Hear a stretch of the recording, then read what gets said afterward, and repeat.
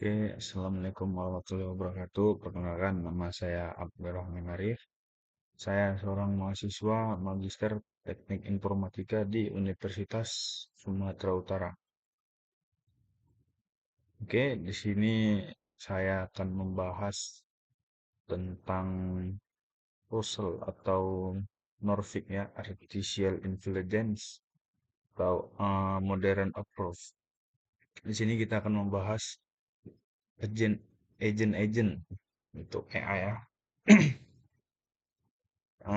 Di sini kita akan membahas 5 agent saja. Oke, yang pertama itu adalah simple reflex agents.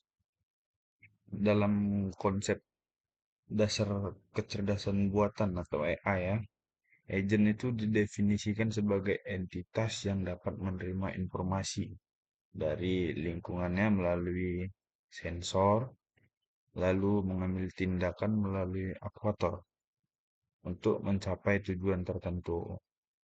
Bentuk paling sederhana dari agent adalah mungkin contohnya simple reflex agent atau agen refleks sederhana. Meskipun sederhana, konsep ini merupakan fondasi penting dalam memahami bagaimana AI beraksi terhadap manusia di sekitarnya. Simple reflex agents bekerja berdasarkan prinsip condition atau action rule yang artinya tindakan yang dilakukan agent ditentukan sepenuhnya oleh kondisi saat ini. Misalnya, jika kondisi lingkungan memenuhi aturan tertentu, maka agent segera mengeksekusi hasil yang sesuai tanpa mempertimbangkan informasi masa lalu atau kemungkinan masa depan. Dengan kata lain, berarti agent ini tidak memiliki memori, tidak melakukan perencanaan, dan tidak memiliki pemahaman terhadap konteks jangka panjang. Ia hanya melakukan apa yang sudah diprogramkan berdasarkan kondisi yang terdeteksi. Contoh, saya beri contoh yang sangat sederhana bisa kita lihat pada robot vacuum cleaner. Ketika sensor itu mendeteksi dinding di depan, robot langsung berbelok. Ketika mendeteksi kotoran di lantai, robot menyala dan menyebut kotoran atau debu atau lainnya. Semua perilaku ini adalah hasil dari aturan-aturan sederhana yang ditentukan sebelumnya. Tidak ada proses berpikir mendalam seperti bagaimana dari ruangan yang belum dibersihkan. Karena agent jenis ini tidak menyimpan informasi tentang lingkungan sebelumnya. Hmm, Agent ini memiliki beberapa kelebihan dan kelemahannya. Kelebihan dari simple reflex agent ini adalah kecepatan dan efisiensi reaksinya. Karena tidak perlu menghitung atau menganalisis data history. Agent ini bekerja secara real time. Namun, kelemahannya cukup jelas. Agent ini tidak mampu menangani situasi yang kompleks atau tidak terduga. Ketika ada perubahan lingkungan yang tidak sesuai dengan aturan yang telah diprogram, agent akan gagal atau berperilaku tuh salah misalnya. Oke, jadi kesimpulan dari reflect agent ini ya, merepresentasikan dari kecerdasan buatan yang paling dasar, sebuah sistem yang tanpa tampak cerdas hanya karena ia merespon stimulus dengan cepat. Bukan karena ia benar-benar memahami situasi. Arsitektur ini sangat cocok kayaknya untuk sistem sederhana seperti mengendalikan suhu otomatis, eh, lampu sensor gerak, atau robot pembersih. Tapi itu nggak cukup di dunia dinamis ya, dan tidak pasti. Untuk itu perlu arsitektur yang kompleks seperti model based reflex agent yang akan kita bahas berikutnya. Oke, model based reflex agent. Setelah kita memahami agent reflex sederhana, sekarang kita naik ke level yang berikutnya nih, yang level 2 nya nih ya, yaitu model based reflex agent. Arsitektur ini dikembangkan untuk mengatasi salah satu keterbatasan utama dari agent refleks sederhana, yaitu ketidakmampuannya mengendalikan konteks atau kondisi lingkungan yang tidak sepenuhnya terlihat. Konsepnya begini, model based reflex agents bekerja untuk mempertahankan representasi internal atau model dari dunia luar. Model ini membantu agent memahami apa yang sedang terjadi, bahkan ketika data sensor tidak lengkap, dengan memanfaatkan informasi dari masa lalunya, gitu. Agent dapat memperkirakan memperkirakan state atau apa ya bisa dibilang ya, keadaan lah yang saat ini memutuskan tindakan yang lebih tepat. Secara teknis, agent ini memiliki dua komponen utama tambahan. Nah, yang pertama itu ada state, yang kedua adalah model transisinya. Oke, yang pertama stats. Stats itu representasi internal dari kondisi dunia berdasarkan persepsi masa lalu. Namun, model transisi itu pengetahuan tentang bagaimana dunia berubah akibat tindakan tertentu. Dengan kedua elemen ini, agent dapat mengisi kekosongan dari informasi yang tidak teramati langsung. Contohnya itu apa ya? Yang sederhana. Mungkin contohnya bisa kita lihat pada mobil otonom. Saat berkendara di kondisi yang kabut yang cukup tebal, kamera mobil tidak bisa menangkap semua objek di jalan. Namun, sistem AI bisa memperkirakan posisi mobil berdasarkan data sebelumnya dari radar, GPS, atau sensor kecepatan. Artinya, meski tidak terlihat secara langsung, agent masih agent ini masih punya gambaran kondisi lingkungan gitu. Ini menunjukkan bahwa model based reflex agent ini mampu bekerja dengan ketidakpastian atau bisa dibilang uncertainty yang lebih tinggi dibandingkan simple reflex agent.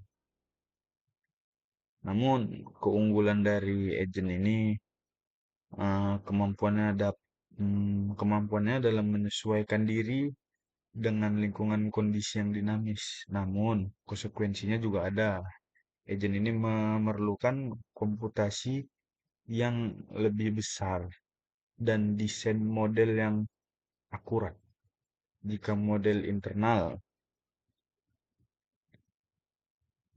jika model internalnya salah, misalnya karena sensor rusak atau data tidak lengkap, maka keputusan yang diambil juga bisa salah.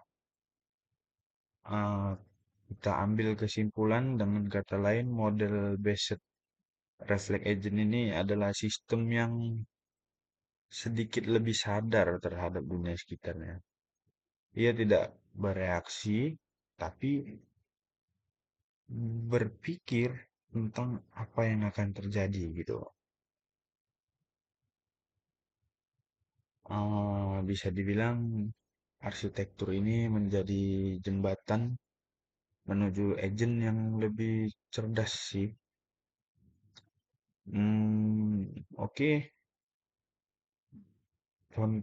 yang lebih cerdas di atasnya itu ada goal based agent yang memiliki arah tujuan yang jelas dalam setiap tindakannya. Oke, langsung saja hmm, kita bahas yang agent yang ketiga ya. Di yang ketiga ini goal based agent.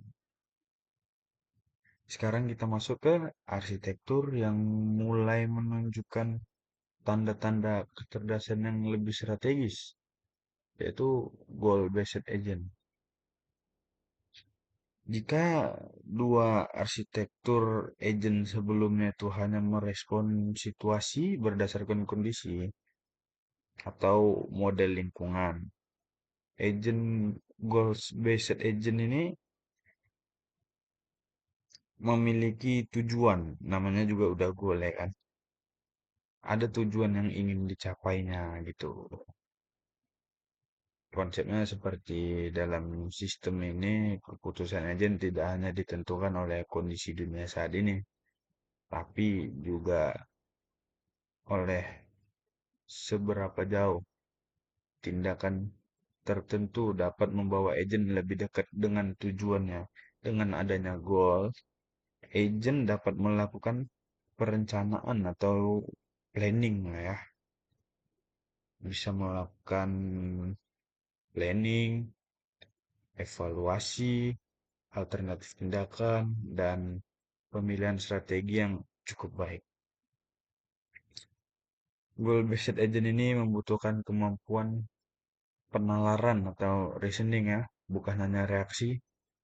Misalnya ketika agent ingin mencapai ke titik yang tertentu, ia harus mempertimbangkan banyak jalur yang mungkin hmm, apa ya, banyak jalur.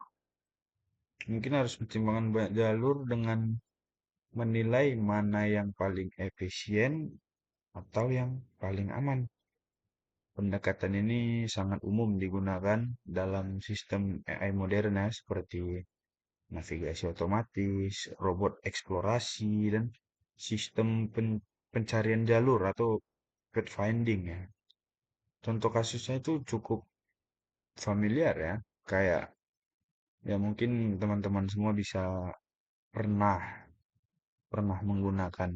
Contohnya pada Google Maps. Sistem ini memiliki tujuan membawa pengguna ke lokasi tujuan secepat mungkin. Untuk itu, AI selalu mengevaluasi berbagai rute, menimbangkan kondisi lalu lintas yang padat mungkin dan menyesuaikan arah jika ada kemacetan atau terjadi apa-apa, eh, longsor atau ada perbaikan jalan. Di sini AI itu benar-benar menunjukkan kemampuan goal driving behaviornya gitu. Analisisnya kita analisis dulu kayaknya kelebihan utama dari goal based agent ini adalah lebih fleksibilitas dan kemampuannya mungkin lebih adaptif ya. Ia dapat menyesuaikan tindakan dengan perubahan lingkungan selama masih menuju tujuan yang sama gitu. Namun ada beberapa tantangan utama adalah kompleksitas perencanaan dalam situasi yang banyak variabelnya. Agen ini membutuhkan waktu dan sumber daya untuk melakukan tindakan yang lebih baik lagi gitu.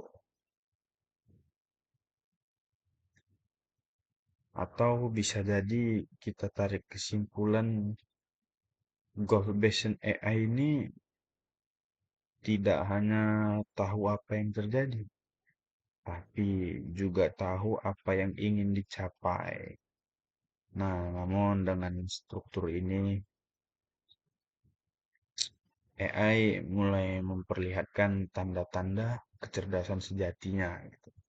Bukan sekedar reaktif, tapi proaktif dan berorientasi pada hasilnya. Namun dalam praktiknya tidak semua tujuan memiliki nilai yang sama, karena itu lahirlah pendekatan berikutnya gitu. Nah, pendekatan berikutnya itu apa? Oke, langsung saja kita masuk pendekatan yang keempat ya, utility based agent. Jika goal based agent berfokus pada pencapaian tujuan, maka si utility based agent ini berfokus ke kualitas hasil sih yang diperolehnya.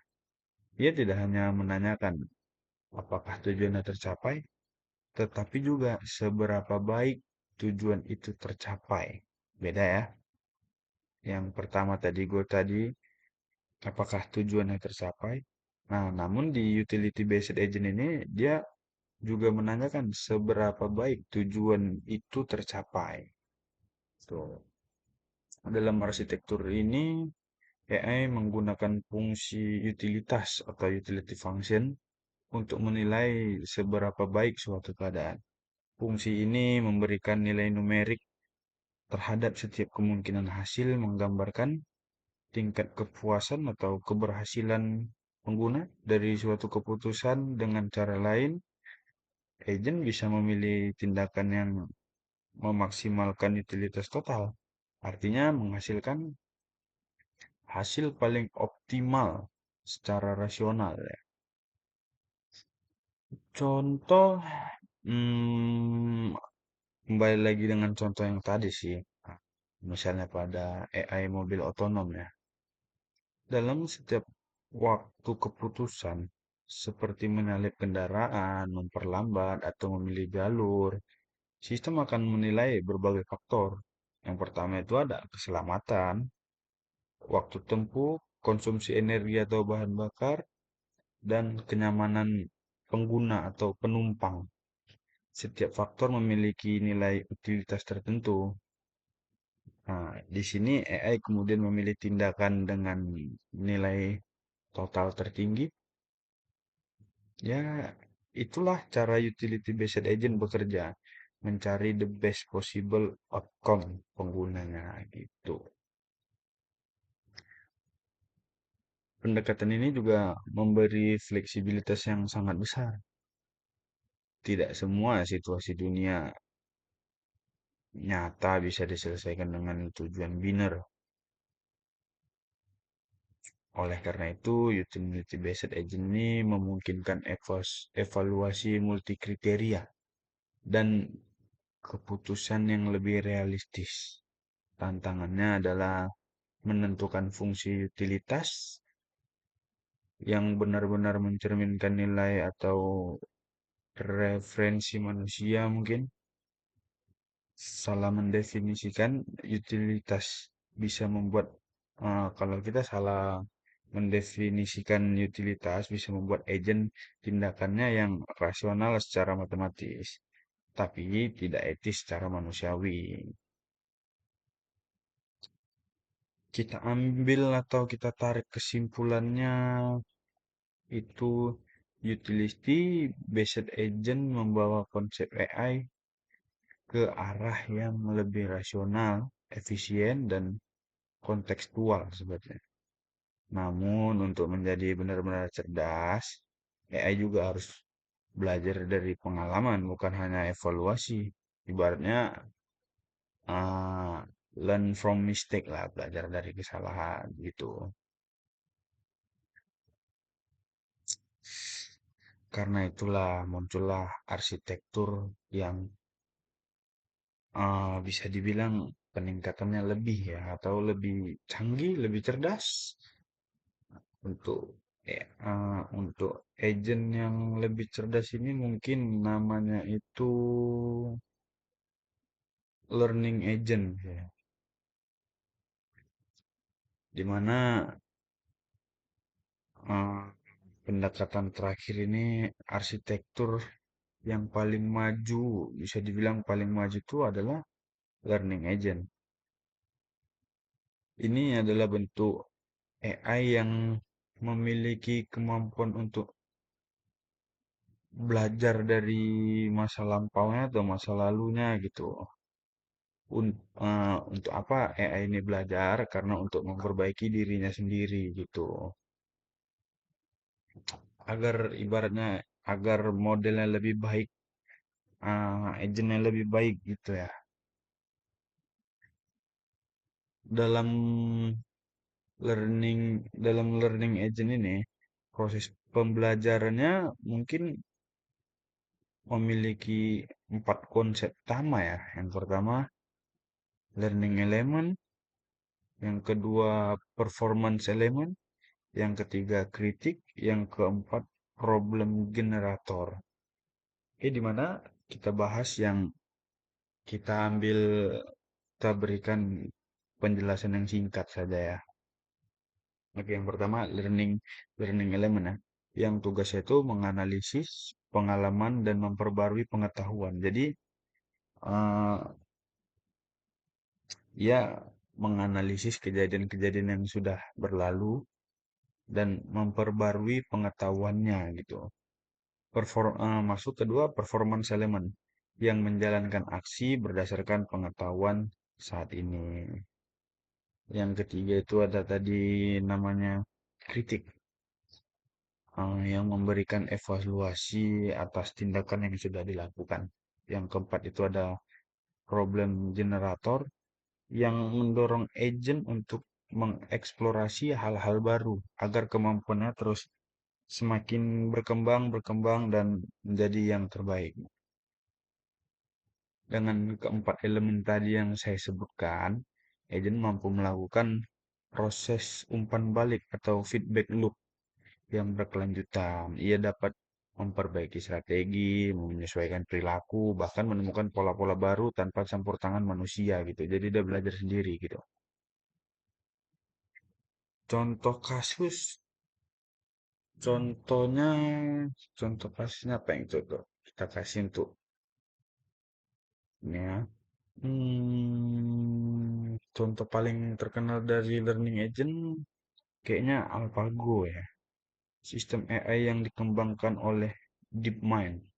AlphaGo itu belajar bermain permainan Go dengan melawan dirinya sendiri jutaan kali bahkan untuk menemukan strategi yang bahkan belum pernah ditemukan oleh manusia gitu. Jadi dia terus belajar. Sistem yang seperti inilah menunjukkan bagaimana AI bisa menjadi entitas yang self-improving atau belajar dari kesalahan dan pengalaman. Eh, ada keunggulannya itu, yang pertama dari learning agent ini kemampuannya beradaptasi terhadap lingkungan yang terus berubah. Namun hal ini menuntut sumber daya besar gitu, baik dari segi data, waktu, maupun daya komputasi. Selain itu, sistem ini memerlukan pengawasan agar tidak belajar pola yang salah atau yang bias mungkin karena ketika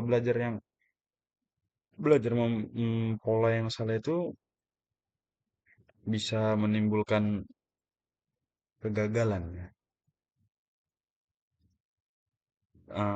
Kita tarik kesimpulan untuk learning agent ini, dengan learning agent kita telah sampai ke puncak arsitektur agent kecerdasan buatan atau artificial intelligence ya.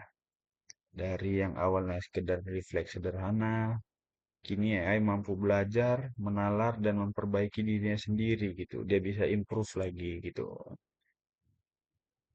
Inilah fondasi dari banyak teknologi modern seperti machine learning, apalagi ya, reinforcement, atau adaptive system yang kita gunakan saat ini gitu. Jadi kita tarik ke secara keseluruhan. Kita telah membahas 5 arsitektur tadi dalam sistem agent kecerdasan buatan gitu. Simple reflex agent, model based reflex, agent, agent goals, utility based agent, dan yang terakhir tadi ada learning agent. Kelima arsitektur ini menunjukkan evaluasi kemampuan AI dari reaksi sederhana menuju ke pembelajaran otonom. Semakin kompleks arsitekturnya, semakin besar pula lah kemampuan memahami dan menilai dan beradaptasi dengan dunia nyata. Oke? Mungkin itu saja yang dapat saya sampaikan. Demikian penjelasan tentang 5 arsitektur agent AI. Semoga dapat membantu memahami dasar teori kecerdasan buatan dengan cara yang ilmiah dan tetap mudah dipahami. Oke, sekian terima kasih. Assalamualaikum warahmatullahi wabarakatuh.